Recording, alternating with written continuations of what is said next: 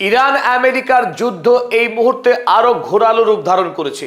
America যুক্তরাষ্ট্র ইতিমধ্যেই USS Abraham Lincoln এবং ইউএসএস জেরাল্ড আর ফোর্ড দুটি বৃহৎ গুরুত্বপূর্ণ মার্কিন যুদ্ধজাহাজকে তাদের পুরনো জায়গা থেকে সরিয়ে নিয়েছে আমেরিকা।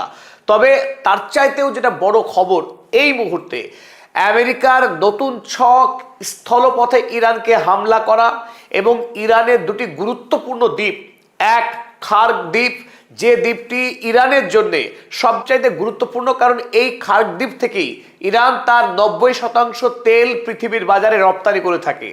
অন্যদিকে স্ট্রেট অফ হরমুজের মধ্যে অন্যতম গুরুত্বপূর্ণ দ্বীপ আবু মুসা। এই দুটি দ্বীপকে আমেরিকা যুক্তরাষ্ট্র স্থলপথে দখল করতে চাইছে, আর তারই লক্ষ্য নিয়ে ইতিমধ্যেই USS Tripoli amphibious assault ship, যে জাহাজ আপনারা ছবিটা দেখছেন, এই জাহাজ ইতিমধ্যেই ডোনাল্ড ট্রাম্পের নির্দেশে জাপান থেকে সিঙ্গাপুর হয়ে ইরানের উদ্দেশ্যে রওনা করেছে। আর মাত্র 3 থেকে 4 দিনের মধ্যেই ডোনাল্ড ট্রাম্পের এই শক্তিশালী যুদ্ধ জাহাজ, যে জাহাজ সত্যি সত্যি স্ট্রেট অফ হরমুজে ঢুকে ইরানকে হামলা করার এক পরিকল্পনা নিয়েই ইতিমধ্যে ইরানের পথে যাত্রা করেছে। আব্রাহাম লিঙ্কন কিংবা জেরাল্ড আর ফোর্ড, এই দুই জাহাজের সঙ্গে ইউএসএস ট্রিপলি যুদ্ধ জাহাজের গুরুত্বপূর্ণ পার্থক্য রয়েছে। পার্থক্য এই, এর নাম অ্যাম্ফিবিয়াস অ্যাসল্ট শিপ। অ্যাম্ফিবিয়াস অর্থাৎ উভচর। এমন এক যুদ্ধ জাহাজ যার দুই কাজে ব্যবহার হয়। এক, জলপথে যুদ্ধের জন্য ব্যবহার করা হয়, তার জন্য যা যা পরিকাঠামো দরকার মজুত রয়েছে এখানে। আবার একইভাবে স্থলপথে কোনো দেশকে আক্রমণ করে সেখানকার যুদ্ধের জন্য প্রয়োজনীয় সমস্ত যন্ত্রপাতি, সমস্ত পরিষেবা প্রদান করবার রীতিমতো পরিকাঠামো মজুত রয়েছে এই ট্রিপলি যুদ্ধ জাহাজে। তাই ট্রিপলি যুদ্ধ জাহাজ যখন ইরানের পথে যাত্রা শুরু করেছে, সারা পৃথিবীতে এই মুহূর্তে হেডলাইন হচ্ছে ইউএসএস ট্রিপলিকে নিয়ে। কারণ ডোনাল্ড ট্রাম্প বিগত কয়েকদিন ধরেই boots on the ground, boots on the ground বলে তিনি হাঁক ছাড়ছিলেন। যদি ইরানকে কাবু করা না যায়, আকাশপথে বোমা ফেলে শেষ পর্যন্ত ডোনাল্ড ট্রাম্প তিনি প্রয়োজনে স্থলপথে সেনাবাহিনী পাঠাবেন, সে কথা বলেই রেখেছিলেন। এবার সেই আশঙ্কায় সত্য হতে যাচ্ছে। শেষ পর্যন্ত ইরানের সঙ্গে যে আমেরিকার যুদ্ধ ভয়ঙ্কর রূপ নিতে চলেছে, কারণ ইতিমধ্যেই ইরানে আকাশ থেকে বোমা বর্ষণ করে ব্যাপক ক্ষয়ক্ষতি করেছে মার্কিন বাহিনী, তাতে কোনো সন্দেহ নেই। মৃত্যুর সংখ্যাও বেড়ে চলেছে। ইতিমধ্যেই আমেরিকার কিছু গুরুত্বপূর্ণ কমান্ডারেরও মৃত্যু হয়েছে। এই মুহূর্তে কিছুটা হলেও ইরান যুদ্ধে ব্যাকফুটের চাপে রয়েছে।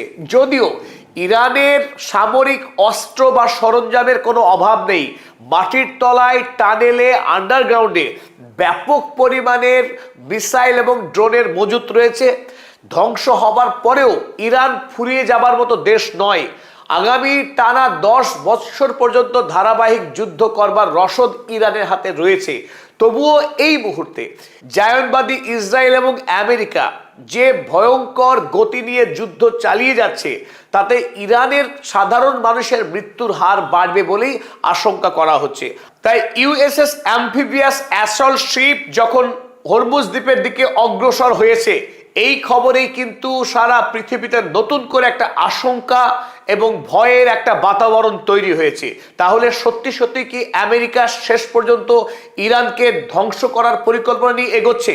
আরো বৃহৎ সংখ্যক সেনাবাহিনী কি আমেরিকা থেকে নতুন করে ইরানের পথে যাত্রা শুরু করবে? এই যুদ্ধের শেষ কোথায়?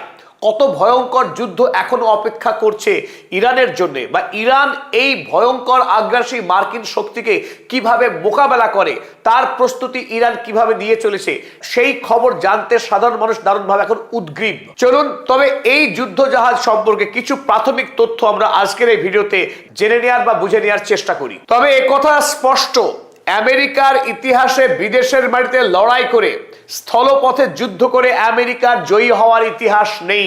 ভিয়েতনাম থেকে শুরু করে নিকারাগুয়া, আফগানিস্তান। তাই ইরান যুদ্ধে যদি সত্যি সত্যি আমেরিকা শেষ পর্যন্ত স্থলপথে নামে, ডোনাল্ড ট্রাম্পের মুখে যে চুনকালি পড়বে, আমেরিকার সাম্রাজ্যের কফিনের শেষ পেরেক ইরানের মাটিতেই পোতা হবে, তাতেও সন্দেহ নেই। তবু চলুন দেখে নিই এই মুহূর্তে ডোনাল্ড ট্রাম্পের নতুন দাবার গুঠি, এই USS Tripoli amphibious assault ship, তার কিছু পরিকাঠামো আমরা দেখে নেওয়ার চেষ্টা করি। আজকের এই আলোচনায় স্বাগত জানাচ্ছি আমি অধ্যাপক আব্দুল হালিম। পদাতিক চ্যানেলে যদি এখন আপনারা সাবস্ক্রাইব করে না থাকেন তবে সাবস্ক্রাইব করবার অনুরোধ রইল। ইউএসএস ত্রিপলিতে স্থলপথ এবং জলপথে যুদ্ধ করবার মতো উপযোগী 2500 সেনা রয়েছে, যে সেনারা এই মুহূর্তে আত্মবিশ্বাসী এবং প্রত্যয়ী হয়ে ইরানকে জয় করতে আসছে। দেখা যাক এই সেনাবাহিনী যুদ্ধ করে দেশে ফিরতে পারে না কফিন বন্দী হয়ে আমেরিকায় ফেরে। এই যুদ্ধ জাহাজে আব্রাহাম লিঙ্কন বা জেরাল্ড আর ফোর্ডের মতো এখানেও শক্তিশালী 12 থেকে 16 খানা F-35B লাইটনিং 2 বিমান মজুত রয়েছে, যে বিমান ব্র্যাডারকে ফাঁকি দিয়ে যে কোনো দেশের সীমান্তে ঢুকে ধ্বংসকাণ্ড চালাতে পারে। তাছাড়া রয়েছে ট্রুপ বহনকারী MV-22B অস্প্রে। যুদ্ধের প্রয়োজনে এই সেনাদের স্থলপথে বহন করার জন্য 10 থেকে 12টি MV-22 অস্প্রে এয়ারক্রাফট রয়েছে, যে এয়ারক্রাফটের কাজ সেনাবাহিনীকে নির্দিষ্ট যুদ্ধের ময়দানে পৌঁছে দেওয়া। তাছাড়া 5 থেকে 7টি অ্যাটাক হেলিকপ্টার, 2 থেকে 4টি হেভি লিফট হেলিকপ্টার এবং 2টি MH-60S নাইটহক এয়ারক্রাফট, যার কাজ রেস্কিউ অপারেশন চালানো। তেমন এয়ারক্রাফট রয়েছে দুটি। তাছাড়া যে কোনো মিসাইলের হাত থেকে, শত্রুপক্ষের মিসাইলের হাত থেকে বাঁচানোর জন্য এই জাহাজের 5টি এয়ার ডিফেন্স সিস্টেম মজুত রয়েছে। এতদিন এই ত্রিপলি যুদ্ধজাহাজ জাপানের উপকূল থেকে রওনা হয়ে আজ সিঙ্গাপুর ক্রস করে ধীরে ধীরে ইরানের পথে যাত্রা শুরু করেছে। আগামী 3 থেকে 4 দিনের মধ্যেই আশা করা হচ্ছে স্ট্রেট অফ হরমুজে সে পৌঁছবে, আর তারপরেই ইরান তার আসল যুদ্ধ শুরু করবে। দেখা যাক স্ট্রেট অফ হরমুজে এই যুদ্ধ জাহাজ তার নির্দিষ্ট গন্তব্য আবু মুসা দ্বীপ এবং খার্ক দ্বীপ, এই দুটি দ্বীপে গ্রাউন্ড ইনভেশন করে দখল করতে চাইছে ডোনাল্ড ট্রাম্প। তাই ত্রিপলিতে থাকা 2500 সেনাবাহিনীর ভবিষ্যৎ কি হয় সেটাই এখন দেখার অপেক্ষা রইল। ইতিমধ্যেই IRGC যে নেভাল সেনা, তারা এই স্ট্রেট অফ হরমুজকে ইতিমধ্যেই কিলিং জোনে রূপান্তর করে রেখেছে। তাদের অনুমতি ছাড়া কোনো জাহাজ এই স্ট্রেট অফ হরমুজের রাস্তা পার হতে পারছে না। আবু মুসা আইল্যান্ড অত্যন্ত ক্ষুদ্র একটা দ্বীপ, যে দ্বীপে পৌঁছাতে গেলে এই ত্রিপলিকে স্ট্রেট অফ হরমুজ পার হয়ে এখানে পৌঁছাতে হবে। সুতরাং তার আগেই গোটা উপকূলবর্তী এলাকা জুড়ে ইরানের IRGCর সেনার যে শক্ত ঘাঁটি রয়েছে, অসংখ্য মিসাইল এবং ড্রোন মজুত রয়েছে গোটা উপকূলবর্তী এলাকা জুড়ে। তাই ত্রিপলি যুদ্ধজাহাজকে অসংখ্য মিসাইলের মোকাবেলা করে এই আবু মুসা দ্বীপে পৌঁছতে হবে। তারপরেও যদি অতিক্রম করতে পারে এখান থেকে বহু দূরে এই খার্ক আইল্যান্ড। তাই একথা স্পষ্ট করে বলা যায়, আমেরিকার সৈন্যবাহিনী যতই শক্তিশালী হোক না কেন, গ্রাউন্ড ইনভেশনে অর্থাৎ স্থলপথে অভিযান করে এই খার্ক দ্বীপে পৌঁছানো প্রায় অসম্ভব।